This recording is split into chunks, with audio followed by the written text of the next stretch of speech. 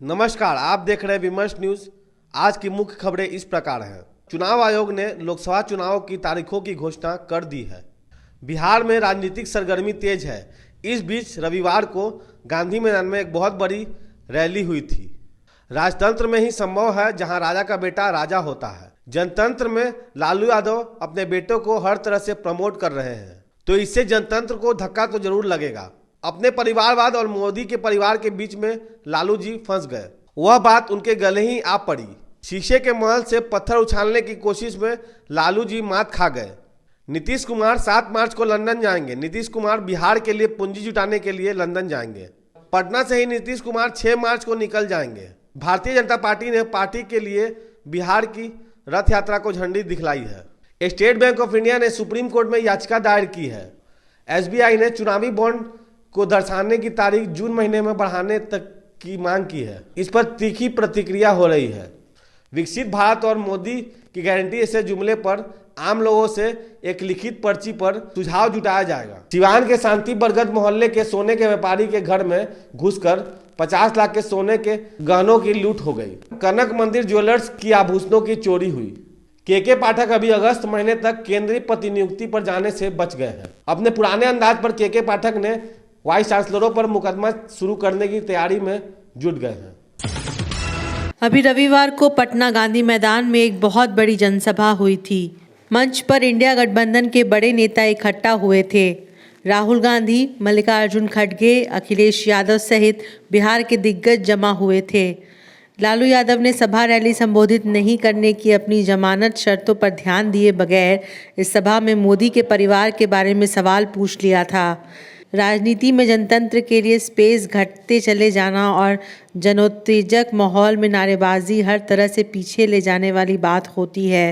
लालू यादव ने पूछ दिया कि मोदी ने अपनी मां की मृत्यु के बाद सर मुंडन क्यों नहीं करवाया, दाढ़ी क्यों नहीं बनवाई और मोदी के हिंदू होने को चुनौती दी।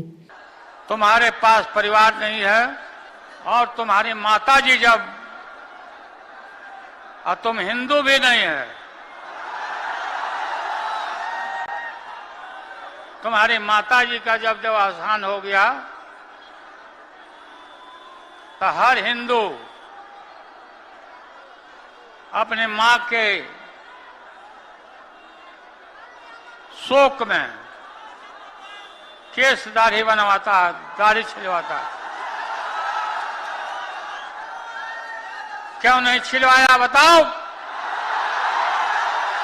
परंतु लालू परिवारवाद के आरोपों पर जवाब दे रहे थे और जवाब देते हुए भूल गए थे कि खुद उनके घर में पारिवारिक पृष्ठभूमि को लेकर अनेकों लोग राजनीतिक हैसियत रखते हैं। वे ये भी भूल गए कि जब उनके वारिस के तौर पर तेजस्वी यादव के नाम को लेकर विवाद हुआ था, तब लालू यादव ने बचाव में कहा था कि डॉक्टर का बेटा डॉक्टर, प्रोफेसर का बेटा प्रोफेसर होता है, तो राजनीतिज्ञ का बेटा राजनीतिज्ञ ही होगा। तब उनसे पूछा गया था कि क्या यह सिर्फ राजतंत्र में ही संभव है जहां राजा का बेटा राजा होता है।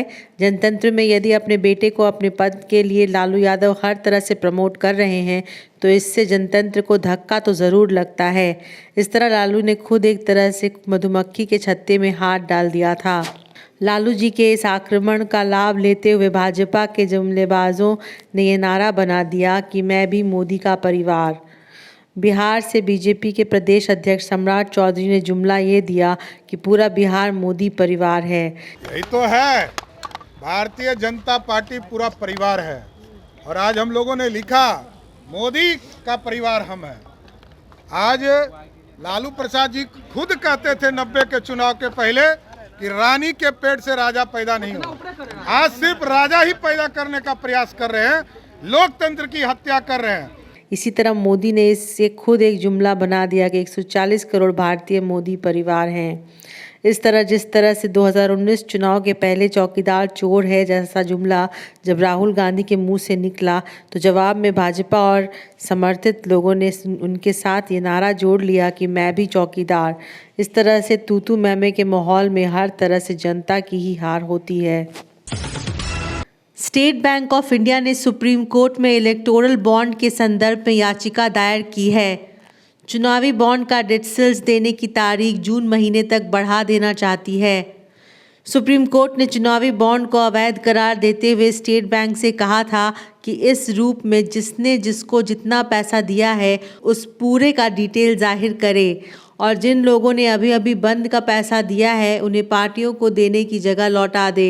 जानकार लोग बता रहे हैं कि इलेक्टोरल बॉन्ड संबंधी पूरा डिटेल्स देने का काम 1 सप्ताह का है। स्टेट बैंक लोकसभा चुनाव के पहले इसको जाहिर करने से बचना चाहती है।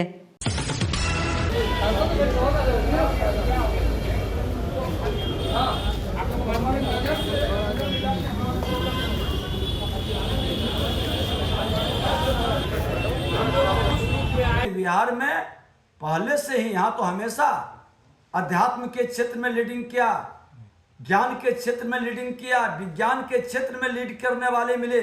बिहार में तो हर चीज में लीडर मिला है, लेकिन दुखद दुर्भाग्य है कि विगत कालखंडों में लीडर कम हो गया, एक्टर ज्यादा हो गया। दिल्ली विश्वविद्यालय के प्राध्यापक साईं बाबा को मुंबई हाई कोर्ट ने रिहा कर दिया। साईं बाबा आजीवन कारावास भुगत रहे थे। मुंबई हाई कोर्ट के न्यायमूर्ति विजय श्री जोशी और न्यायमूर्ति वाल्मीकि S.A. मैनेज की पीठ के इस फैसले पर पहले से इंतज़ार किया जा रहा था।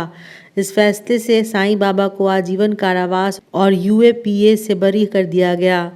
माओवादियों के साथ अपने सरोकारों के आरोप में सन 2014 से उन्हें जेल में रखा गया है। इस तरह 9 वर्षों का उनका कारावास मुंबई हाई कोर्ट के इस फैसले के अनुसार अब गलत मान लिया गया है। उनकी रिहाई को लेकर भारत के मानवाधिकार प्रेमी लोगों में एक भरोसा बना है। साईं बाबा की गिरफ्तारी पहले की कांग्रेसी सरकार के समय ही हुई थी और अभी वह नागपुर जेल में थे। मुंबई हाई कोर्ट के नागपुर पीठ ने साईं बाबा की रिहाई का फैसला दिया है। बचपन से पोलियो की वजह से वह व्हील चेयर पर चलते हैं। साईं बाबा मूल निवासी अमलापुरम, पूर्वी गोदावरी, आंध्र प्रदेश के हैं। वे एक साधारण परिवार से हैं। दिल्ली यूनिवर्सिटी में प्राध्यापन करते थे, तब उन्हें संदिग्ध बना करके सुरक्षा बलों ने गिरफ्तार किया। हाईकोर्ट ने उन्हें बरी करते हुए कहा कि उनके ऊपर दोष सिद्ध नहीं किया जा सका है और इसके साथ ये भी कहा है कि उनकी गिरफ्तारी या उन पर मुकदमा प्रक्रियागत गड़बड़ी की वजह से हुई। साईं बाबा के साथ हेम मिश्रा, महेश और विजय तिर्की, नारायण सांगली और प्रशांत राही को भी रिहा कर दिया गया है। कलकत्ता उच्च न्यायालय के जज अभिजीत गंगोपाध्याय ने अपने पद से इस्तीफा दे दिया है और उन्होंने भाजपा में शामिल होने की बात कही है। कलकत्ता में आयोजित एक प्रेस कॉन्फ्रेंस में उन्होंने कहा कि भाजपा एकमात्र ऐसी राष्ट्रीय पार्टी है जो तृणमूल कांग्रेस का मुकाबला कर सकती है। इस तरह के न्यूज़ में बने रहने के लिए आप देखते रहे विमर्श न्यूज़। अगर आपने हमारे चैनल को सब्सक्राइब नहीं किया तो जल्द जाकर सब्सक्राइब कर दें। तब तक के लिए विदा लेते हैं। हमारे साथी चंद्रशेखर के साथ मैं आकाश, विमर्श न्यूज़ पटना। धन्यवाद।